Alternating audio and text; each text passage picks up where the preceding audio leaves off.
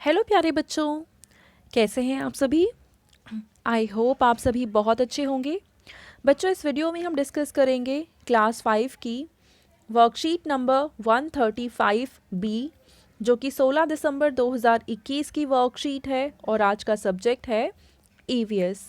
और आज हम पढ़ेंगे हमारी ईवीएस की बुक लुकिंग अराउंड से यूनिट 12, जिसका नाम है व्हाट इफ़ इट फिनिशेस। क्या होगा कि अगर ये ख़त्म हो जाए। तो बच्चों, सबसे पहले आप यहाँ अपना नाम लिखेंगे, यहाँ आप अपनी टीचर का नाम लिखेंगे एंड क्लास 5 के सामने आप अपना सेक्शन ए, बी या सी जो भी सेक्शन है वो लिख देंगे। ठीक है, तो चलिए इस वर्कशीट को हम शुरू करते हैं। नमस्ते प्यारे बच्चों, हम आशा करते हैं कि आप सभी स्वस्थ एवं सुरक्षित होंगे। प्यारे बच्चों, क्या आप जानते हैं कि हमारे देश में लगभग 2/3 लोग उपले, लकड़ी, सूखी टहनियाँ आदि का इस्तेमाल ईंधन के रूप में करते हैं। तो बच्चों, जैसे आपके घर में खाना बनाने के लिए गैस जलाया जाता होगा, चूल्हा जलाया जाता होगा, ऐसे बहुत से लोग हैं जिनके घर में उपले जलाए जाते हैं, लकड़ियाँ जलाई जाती हैं। इन सब को ईंधन के रूप में इस्तेमाल किया जाता है। बच्चों, वे लकड़ी का इस्तेमाल सिर्फ खाना पकाने के लिए ही नहीं करते हैं, आग सेकने, पानी गर्म करने और रोशनी के लिए भी करते हैं। घर के अलग अलग कार्यों के लिए कई और चीज़ों का भी इस्तेमाल होता है, जैसे कि कैरोसिन यानी कि मिट्टी का तेल, एलपीजी यानी खाना बनाने के लिए हमारे घर में जो गैस आती है सिलेंडर के अंदर, कोयला और बिजली, इन सभी का इस्तेमाल किया जाता है ईंधन के रूप में। प्यारे बच्चों, नीचे आपको एक बार चार्ट दिया गया है। इस बार चार्ट में दिखाया गया है कि अगर 100 घरों को देखें तो उनमें से कितनों में किस ईंधन का इस्तेमाल होता है। यह चार्ट यह भी दिखाता है कि 20 सालों में किस चीज़ का इस्तेमाल बढ़ा है और किस चीज़ का इस्तेमाल घटा है। देखो, ये है एक बार चार्ट। तो बच्चों, अपने अध्यापक या अध्यापिका की सहायता से बार चार्ट यानी बार ग्राफ के आधार पर नीचे पूछे गए प्रश्नों के उत्तर आपको अपनी कॉपी में लिखने हैं। देखो, अगर इस ग्राफ को हम ध्यान से देखें तो हम क्या देख रहे हैं। सन 1976 में लकड़ी और उपले इनका इस्तेमाल करते थे 84 घरों में। 10 घरों में एलपीजी और केरोसिन का इस्तेमाल किया जाता था, 5 घरों में कोयले का इस्तेमाल किया जाता था और 1 घर में बिजली का इस्तेमाल किया जाता था। अगर इसको हम तुलना करें 1996 से, तो 1996 में उपले और लकड़ी यूज़ करने वाले घरों की संख्या थोड़ी कम हो गई और ये हो गई 75, और एलपीजी और केरोसिन यूज़ करने वाले लोगों की संख्या थोड़ी सी बढ़ गई और ये हो गई 18।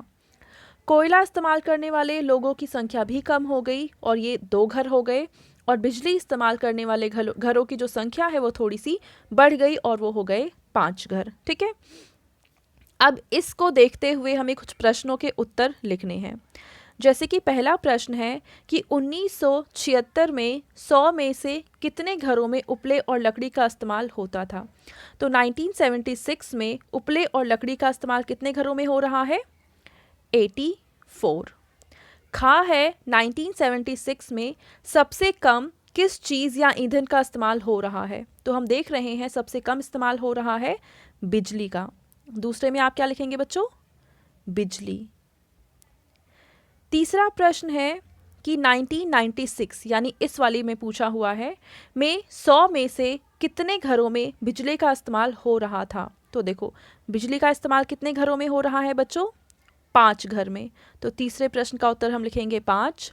और अगला है 1996 में किस चीज़ का इस्तेमाल सबसे कम था। तो सबसे कम किसका था, कोयले का। और 1976 में यह कितने प्रतिशत घरों में इस्तेमाल हो रहा था।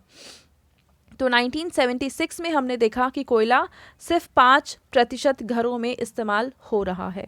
ठीक है, तो पहले में आप लिखेंगे इस घा के 2 उत्तर हैं। पहले आप लिखेंगे कोयला, देखो घा का मैं यहाँ पे लिख देती हूँ। पहले आप लिखेंगे कोयला और फिर आप कॉमा लगा के 5% लिख सकते हैं। ठीक है, अगला है कि 1976 में एलपीजी, 1976 मतलब इसकी बात हो रही है, में एलपीजी और केरोसिन का इस्तेमाल डैश घरों में था। तो एलपीजी और केरोसिन का इस्तेमाल देखो कितने घरों में है, 10 घरों में है, जो 1996 में बढ़कर देखो 18 हो गया, क्योंकि यहाँ पे हम देख रहे हैं कि ये 18 हो गया है।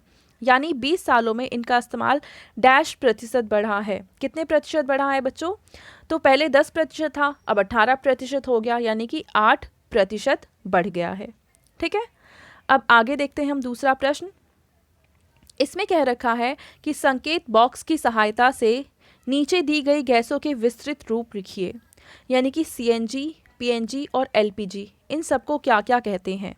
तो बच्चों CNG की फुल फॉर्म होती है कंप्रेस्ड नेचुरल गैस, तो ये आ जाएगा फर्स्ट वाले ऑप्शन में। PNG की फुल फॉर्म होती है पाइप्ड नेचुरल गैस, ये आ जाएगा सेकंड वाले ऑप्शन में।